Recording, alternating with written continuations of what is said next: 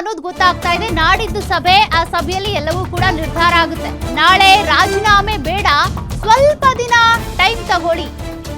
CM ಸಿದ್ದರಾಮಯ್ಯಗೆ ಆಪ್ತ ಸಚಿವರಿಂದ ಈ ಒಂದು ಮನವಿಯಂತೆ.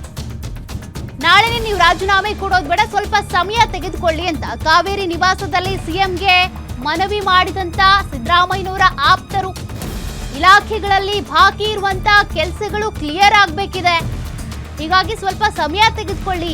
ಅನುದಾನದ ಆದೇಶಗಳ ಕ್ಲಿಯರ್ಗೆ ಸಚಿವರು ಕಸರತ್ತು ಮಾಡಬೇಕಾಗುತ್ತೆ. ನೀವೀಗ ದಿಢೀರಂತ ರಾಜೀನಾಮೆ ಕೊಟ್ರೆ ಹಾಗಾಗಿ ಯಾವ ಕೆಲಸನೂ ಆಗಲ್ಲ, ಪೆಂಡಿಂಗ್ ಆಗ್ಬಿಡುತ್ತೆ ಅನ್ನುವಂತ ಕಾರಣಕ್ಕೆ ಕೆಲ ಆಪ್ತ ಸಚಿವರು ಮನವಿ ಮಾಡಿದ್ದಾರಂತೆ. ಎಲ್ಲಾ ಕೆಲಸಗಳು ಅರ್ಧಕ್ಕೆ ನಿಂತು ಹೋಗುತ್ತೆ, ಕ್ಲಿಯರ್ ಆಗಲ್ಲ ಅನ್ನುವಂತ ಕಾರಣಕ್ಕೆ ಸ್ವಲ್ಪ ದಿನ ಟೈಮ್ ತಗೊಳ್ಳಿ ನೀವು ಅಂತ ಒಂದಷ್ಟು ಅನುದಾನಗಳಿಗೆ ಸಂಬಂಧಪಟ್ಟಂತೆ ಸಿದ್ದರಾಮಯ್ಯನವರು ಭರವಸೆ ಕೊಟ್ಟಿರ್ತಾರೆ, ಇಂಥ ಅನುದಾನ ಇಂಥ ಕ್ಷೇತ್ರಕ್ಕೆ ಅಂತ. ಹಾಗಾಗಿ ಇಂದು ರಾಜ್ಯಕ್ಕೆ ಆಗಮಿಸಲಿದ್ದಾರೆ ರಣದೀಪ್ ಸಿಂಗ್ ಸುರ್ಜೇವಾಲಾ ಜೊತೆ ಮಾತಾಡಿ ಸ್ವಲ್ಪ ಸಮಯ ತಗೊಳ್ಳಿ ಅಂತ. ಹೆಂಗೂ ಎಕ್ಸಿಟ್ ಆಗ್ತಿದ್ದೀರಾ, ಬಟ್ ಸ್ವಲ್ಪ ಸಮಯ ತೆಗೆದುಕೊಂಡು ರಾಜೀನಾಮೆ ಕೊಡಿ ಅಂತ ಸಿಎಂ ಸಿದ್ದರಾಮಯ್ಯ ಭೇಟಿಗೆ ಬಂದ ಕೆಲ ಸಚಿವರು ಈ ರೀತಿ ಮನವಿ ಮಾಡಿಕೊಂಡಿದ್ದಾರಂತೆ.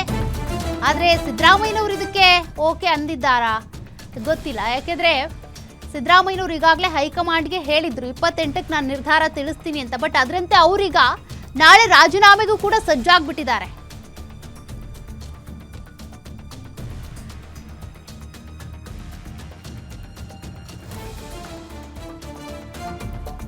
ಡೀಟೇಲ್ಸ್ ಕೊಡ್ತಾ ಇದ್ರು ದುರ್ಗೇಶ್, ಈಗ ಬಂದಿರುವಂತ ಮತ್ತೊಂದು ಅಪ್ಡೇಟ್ ಪ್ರಕಾರ ಸಿದ್ದರಾಮಯ್ಯನವರಿಗೆ ಕೆಲ ಆಪ್ತ ಸಚಿವರು ಒಂದಷ್ಟು ಸಲಹೆ ಅಥವಾ ಮನವಿಯನ್ನು ಮಾಡ್ಕೊಂಡಿದ್ದಾರಂತೆ. ನೀವು ನಾಳೆ ದಿಢೀರಂತ ರಾಜೀನಾಮೆ ಕೊಡೋದು ಬೇಡ, ಕೆಲವೊಂದು ಅನುದಾನಗಳ ವಿಚಾರಕ್ಕೆ ಸಂಬಂಧಪಟ್ಟಂತೆ ಕೆಲಸಗಳು ಪೆಂಡಿಂಗ್ ಇದೆ, ಹಾಗಾಗಿ ಸ್ವಲ್ಪ ಸಮಯ ತೆಗೆದುಕೊಳ್ಳಿ ಅಂತ. ಬಟ್ ಇದಕ್ಕೆ ಸಿದ್ದರಾಮಯ್ಯನವ್ರು ಏನಂದ್ರಂತೆ, ಸುರ್ಜೇವಾಲಾ ಅವರೆಲ್ಲ ಬಂದಂತ ಸಂದರ್ಭದಲ್ಲಿ ಸಮಯ ಕೇಳಿ ಅಂತ ಹೇಳಿರೋದ್ರಿಂದ ಏನ್ ಮಾಡ್ತಾರೆ ಸಿದ್ದರಾಮಯ್ಯ ಅಂತ. ಸಿಎಂ ಸಿದ್ದರಾಮಯ್ಯ ಅವರನ್ನ ಬೆಳಗಿಂದಲೂ ಕೂಡ ಸಚಿವರು ಭೇಟಿ ಆಗ್ತಾ ಇದ್ದಾರೆ. ಪ್ರಮುಖವಾಗಿ ಸಿಎಂ ಆಪ್ತವಲಯದಲ್ಲಿ ಬಿಡಿಸಿಕೊಂಡಿರುವಂತ ಸಚಿವರು ಸಿಎಂ ಅವರಿಗೆ ಮನವಿಯನ್ನ ಮಾಡ್ತಿರುವಂತದ್ದು. ದಿಢೀರಾಗಿ ಯಾವುದೇ ಕಾರಣಕ್ಕೂ ಕೂಡ ರಾಜೀನಾಮೆಯನ್ನು ಕೊಡಬೇಡಿ, ಹೈಕಮಾಂಡ್ ನಾಯಕರು ಇವತ್ತು ಮತ್ತು ನಾಳೆ ದೆಹಲಿಯಿಂದ ರಾಜ್ಯಕ್ಕೆ ಆಗಮಿಸಿದ್ದಾರೆ. ಸುರ್ಜೇವಾಲಾ ಮತ್ತು ಕೆ.ಸಿ. ವೇಣುಗೋಪಾಲ್ ಅವರ ಬಳಿ ಒಂದಿಷ್ಟು ಸಮಯಾವಕಾಶವನ್ನು ತೆಗೆದುಕೊಳ್ಳಿ. ಯಾಕಂದ್ರೆ ಇಲಾಖೆಗಳಲ್ಲಿ ಆದೇಶಗಳನ್ನ ಮಾಡಿದಂತ ಆದೇಶಗಳು ಬಾಕಿ ಉಳಿತಾವೆ, ಒಂದಿಷ್ಟು ಅನುದಾನಗಳು ಕೂಡ ಬಿಡುಗಡೆ ಆಗಬೇಕಾಗಿದೆ. ಈ ಹಿನ್ನೆಲೆಯಲ್ಲಿ ನಮಗೆ ಒಂದಿಷ್ಟು ಕಾಲಾವಕಾಶವನ್ನ ಮಾಡಿಕೊಡಿ ಅನ್ನುವ ನಿಟ್ಟಿನಲ್ಲಿ ಸಿಎಂ ಸಿದ್ದರಾಮಯ್ಯ ಅವರ ಬಳಿ ಒಂದಿಷ್ಟು ಮನವಿಯನ್ನು ಮಾಡ್ಕೊಳ್ತಿದ್ದಾರೆ. ಆದ್ರೆ ಹೈಕಮಾಂಡ್ ನಾಯಕರ ಆದೇಶಕ್ಕೆ ನಾನು ಯಾವುದೇ ರೀತಿಯಂತ ರಿಯಾಕ್ಟ್ ಮಾಡಕ್ ಆಗೋದಿಲ್ಲ, ನಾನು ರಾಜೀನಾಮೆಯನ್ನ ಕೊಡ್ತೀನಿ, ನಾಳೆ ಸುದ್ದಿಗೋಷ್ಠಿಯನ್ನು ನಡೆಸ್ತೀನಿ ಅನ್ನೋ ಮಾತನ್ನ ಸಿಎಂ ಸಿದ್ದರಾಮಯ್ಯ ಸಚಿವರ ಮುಂದೆ ಇಟ್ಟಿರುವಂತದ್ದು. ಹೀಗಾಗಿ ಸಿಎಂ ಆಪ್ತವಲ್ಲದೆ ಘೋಷಿಸಿಕೊಂಡಿರುವಂತಹ ಸಚಿವರಿಗೆ ಇದೀಗ ಒಂದಿಷ್ಟು ಆತಂಕ ಆಗ್ತಾ ಇದೆ. ಈಗಾಗಲೇ ಕಾರ್ಯಗಳನ್ನ ಮಾಡ್ತಿರುವಂತ ಕೆಲವೊಂದಿಷ್ಟು ಯೋಜನೆಗಳಿಗೆ ಅನುದಾನ ಬಿಡುಗಡೆ ಆಗಬೇಕಾಗಿದೆ, ಒಂದಿಷ್ಟು ಆದೇಶಗಳು ಕೂಡ ಆಗಬೇಕಾಗಿದೆ. ಹೀಗಾಗಿ ಸಡನ್ ಆಗಿ ಸಿಎಂ ಸಿದ್ದರಾಮಯ್ಯ ಅವರು ರಾಜೀನಾಮೆಯನ್ನ ನೀಡಿದ್ರೆ ಆ ಕಾರ್ಯಗಳಿಗೆ ಮತ್ತು ಆ ಯೋಜನೆಗಳಿಗೆ ಬ್ರೇಕ್ ಬಿದ್ದಂತಾಗುತ್ತೆ. ಹೀಗಾಗಿ ಸಿಎಂ ಸಿದ್ದರಾಮಯ್ಯ ಬಳಿ ಬೆಳಗ್ಗೆಯಿಂದಲೂ ಕೂಡ ಮಹದೇವಪ್ಪ ಆಗಿರ್ಬೋದು, ಜಮೀರ್ ಅಹಮದ್ ಆಗಿರ್ಬೋದು, ಈಶ್ವರ್ ಖಂಡ್ರೆ ಸೇರಿದಂತೆ ಹಲವಾರು ಸಚಿವರು ಭೇಟಿಯನ್ನು ಮಾಡ್ತಿದ್ದಾರೆ. ಪ್ರಮುಖವಾಗಿ ಎಂ.ಬಿ. ಪಾಟೀಲ್ ಮತ್ತು ಅರವಿಂದ್ ತಿಮ್ಮಾಪುರ್ ಅವರು ಕೂಡ ಇವತ್ತು ಸಿಎಂ ಸಿದ್ದರಾಮಯ್ಯನ ಭೇಟಿ ಆದ್ರು. ಇತ್ತ ಮಹದೇವಪ್ಪ ಅವರು ಕೂಡ ಸುದೀರ್ಘವಾಗಿ ಸಿಎಂ ಜೊತೆಗೆ ಚರ್ಚೆಯನ್ನು ಮಾಡ್ತಿದ್ದಾರೆ. ಯಾವುದೇ ಕಾರಣಕ್ಕೂ ಕೂಡ ಸಿಎಂ ಅವರು ರಾಜೀನಾಮೆ ಕೊಡಲು ಬೇಡ ಅನ್ನೋ ನಿಟ್ಟಿನಲ್ಲಿ ವಾದವನ್ನ ಮಾಡ್ತಿದ್ದಾರೆ. ಹೈಕಮಾಂಡ್ ನಾಯಕರ ಬಳಿ ನಾವು ಕೂಡ ಮಾತಾಡ್ತೇವೆ, ನೀವು ಒಂದಿಷ್ಟು ಸಮಯಾವಕಾಶವನ್ನು ತೆಗೆದುಕೊಳ್ಳಿ ಅನ್ನುವಂತ ನಿಟ್ಟಿನಲ್ಲಿ ಚರ್ಚೆ ಆಗ್ತಾ ಇದೆ.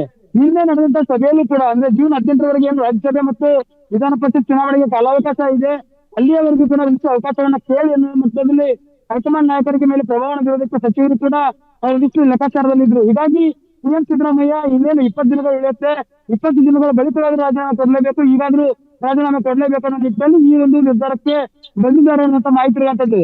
ಇತ್ತ ಸಿಎಂ ಆತ್ಮನಿರ್ಭರಿಸಿರುವಂತಹ ಸಚಿವರಿಗೆ ಕೂಡ ಆತಂಕ ಎದುರಾಗ್ತಾ ಇದೆ. ಸಚಿವ ಸ್ಥಾನ ಉಳಿಯುತ್ತಾ ಅಥವಾ ಕಳೆದುಕೊಳ್ತೀವಿ ಅನ್ನೋ ಆತಂಕದಲ್ಲಿರುವಂತದ್ದು. ಹೀಗಾಗಿ ಒಂದಿಷ್ಟು ಕಾಲಾವಕಾಶವನ್ನ ಮಾಡಿಕೊಳ್ಳಲು ಹೈಕಮಾಂಡ್ ನಾಯಕರ ಬಳಿ ಕೇಳಿ ಒಂದಿಷ್ಟು ಸಮಯಾವಕಾಶ ತೆಗೆದುಕೊಳ್ಳಿ ಅನ್ನೋ ನಿಟ್ಟಿನಲ್ಲಿ ಚರ್ಚೆ ಆಗ್ತಾ ಇದೆ. ಹೀಗಾಗಿ ಸಿಎಂ ಸಿದ್ದರಾಮಯ್ಯ ಡಿ.ಸಿ.ಎಂ. ಡಿ.ಕೆ. ಶಿವಕುಮಾರ್ ನಾಳೆ ಬ್ರೇಕ್ಫಾಸ್ಟ್ ಮೀಟಿಂಗ್ ಅನ್ನ ಮಾಡ್ತಾರೆ. ಕಾವೇರಿ ನಿವಾಸದಲ್ಲಿ ಸಿಎಂ ಸಿದ್ದರಾಮಯ್ಯ ಎಲ್ಲರಿಗೂ ಕೂಡ ಬ್ರೇಕ್ಫಾಸ್ಟ್ ಮೀಟಿಂಗ್ ಅನ್ನ ಕರೆದಿರೋದ್ರಿಂದ ಈ ಒಂದು ಸಭೆಯಲ್ಲಿ ಯಾವ ರೀತಿ ಚರ್ಚೆ ಆಗುತ್ತೆ, ಡಿ.ಸಿ.ಎಂ. ಡಿ.ಕೆ. ಶಿವಕುಮಾರ್ ಅವರು ಈ ಒಂದು ಸಚಿವರಿಗೆ ಅಭಯವನ್ನ ಕೊಡ್ತಾರೆ. ಯಾಕಂದ್ರೆ ಬಹಳ ಮುಖ್ಯವಾಗಿ ಸಚಿವರೆಲ್ಲರಿಗೂ ಕೂಡ ನಿಮ್ಮ ಕೆಲಸಗಳನ್ನ ಮಾಡ್ಕೊಳ್ಳೋದಕ್ಕೆ ಅವಕಾಶವನ್ನು ಮಾಡಿಕೊಡ್ತೀನಿ ಅನ್ನೋ ಭರವಸೆಯನ್ನ ಡಿ.ಸಿ.ಎಂ. ಡಿ.ಕೆ. ಶಿವಕುಮಾರ್ ಕೊಟ್ಟರೆ ಮತ್ತು ಸಚಿವ ಸ್ಥಾನವನ್ನು ಉಳಿಸ್ಕೊಡ್ತೀನಿ ಅನ್ನೋ ಭರವಸೆಯನ್ನ ಕೊಡ್ತಾರೆ ಅನ್ನೋದು ಮುಖ್ಯ ಆಗ್ತಾ ಇದೆ.